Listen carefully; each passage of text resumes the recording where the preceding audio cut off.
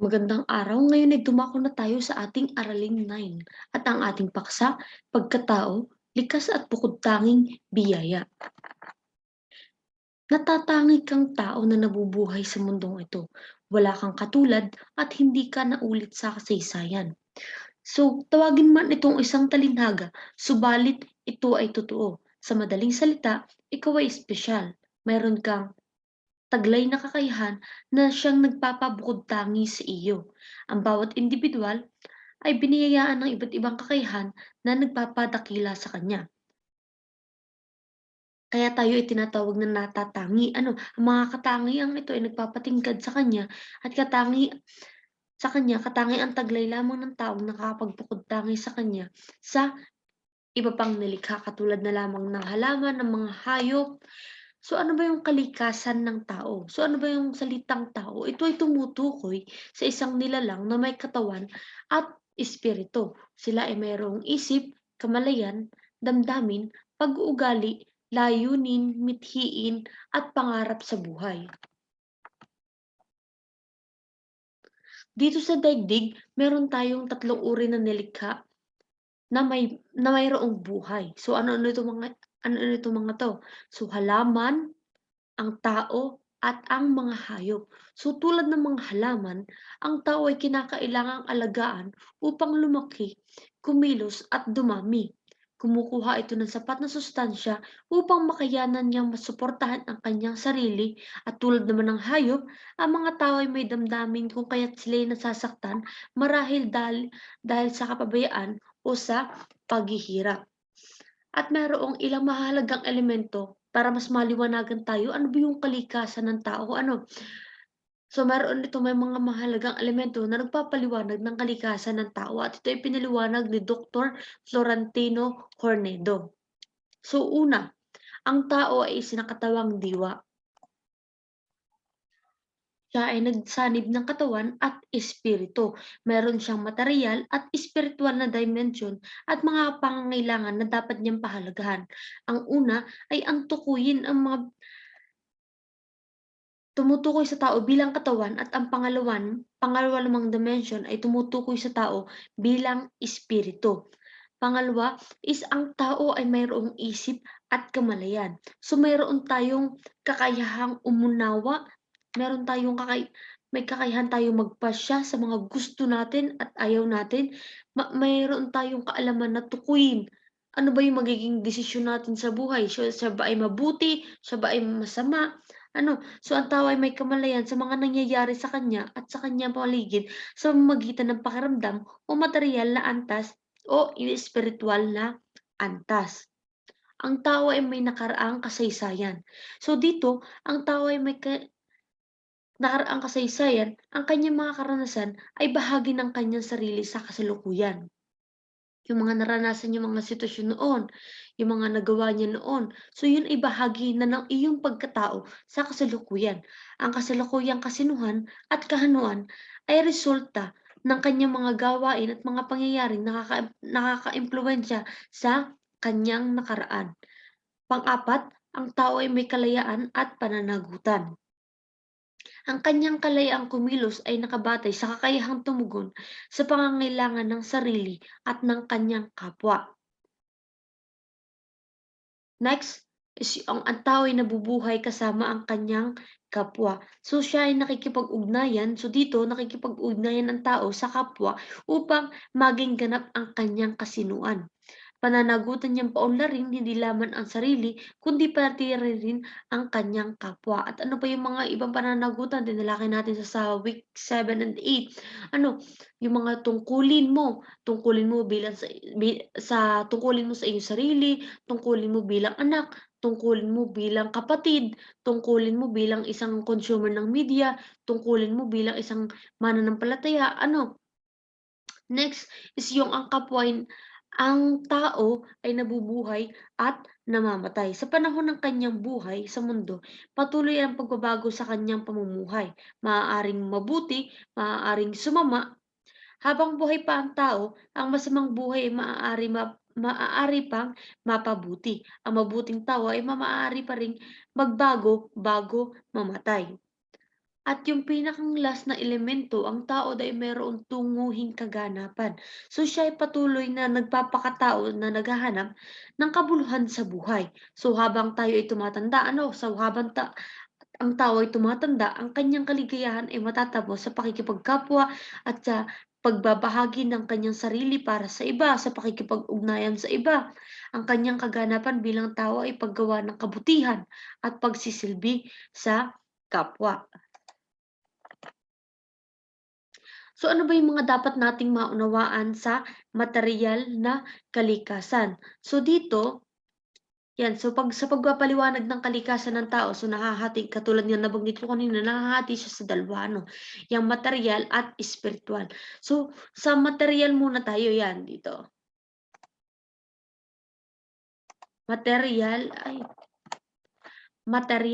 So ang tao ay may katawan.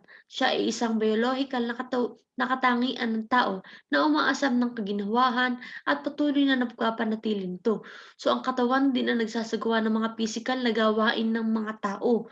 So likas na sa mga likas na taglay ng isang tao ang ano, yung paggawa ng mga pisikal na gawain. So tayo ay kumikilos o ang tao ay kumikilos sa pamamagitan ng kanyang pandamdam at emosyon na bahagi na rin ng kanyang material na dimension. So meron tayong dalawang uri ng pandamdam, yung panlabas na pandamdam at yung panloob na pandamdam.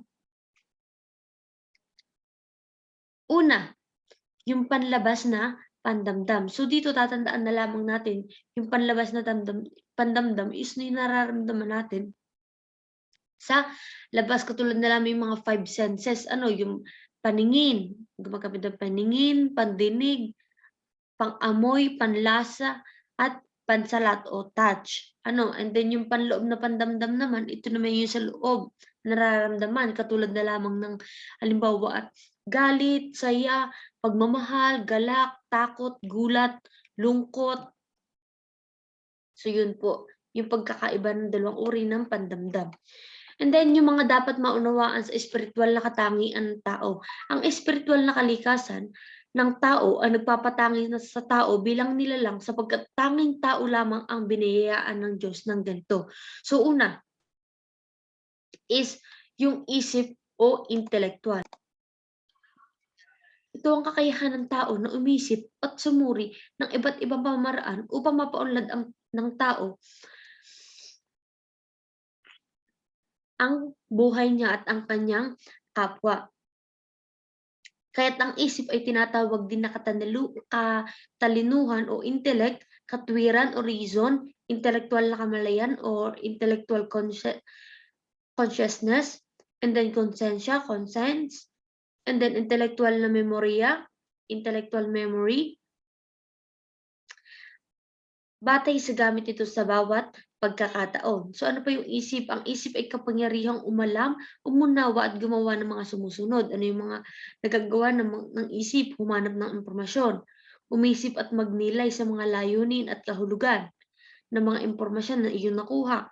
And then next is sumuri at alamin ang dahilan ng mga pangyayari. Alamin ang mabuti at masama, tama at mali. Umisip gayon din yung pag-isip ng mga paraan upang maisagawa o mailapat yung mga kaalaman sa araw-araw nating pamumuhay. Next is yung kilos loob. Ito ay pagpapasya batay sa mga nakalap na impormasyon o isip. So, ang kilos loob, ito yung kapangyarihan mong pumili, magpasya, at isakatuparan yung mga pinili mong mga desisyon o pasya. So, yun po yung kilos loob. So, dito malayang pumili ng gustong isipin at gawin o maghanap, humiling ng anumang nauunawaan ng isip na gagawin, maging mapanagutan sa pagpili ng mga aksyong nakakabuti sa lahat o maaaring makakasama sa lahat. Okay, so yun po yung kilos loob o will. Next is konsensya o budhi. Ito yung kakayahang maglapat ng kaalaman at pagsasagawa ng pagliligtis o paghuhusga sa isip kung mabuti ba o masama yung kilos mo o yung ginawa mong pasya o desisyon. So ang tao ay nilalang na mayroong likas na kaalaman tungkol sa mabuti at masama. Agree ba kayo do'n? Yes. Okay. So, ang tao ay merong biniyayaan ng kaalaman tungkol sa mabuti at masama. So, ang kanyang konsensya ay indikasyon na naturang orihinal na katayuan ito. So, binigyan tayong tao ng Diyos na kakayahang mag-isip, pumili at gumusto. Yan. So, nandito naman, ito ay ilan lamang so ilan sa mga estratehiya o strategy para sa pagpapaunlad ng espiritual at pagkatao para sa mga kabataan. So, una, tanggapin mong ikaw ay nilalang ng Diyos at ang kanyang kapangyarihan ang impluwensya sa iyong buhay. Yan. Next is yung magkaroon ka ng ugnayan sa Diyos araw-araw. Yan. So, ito ay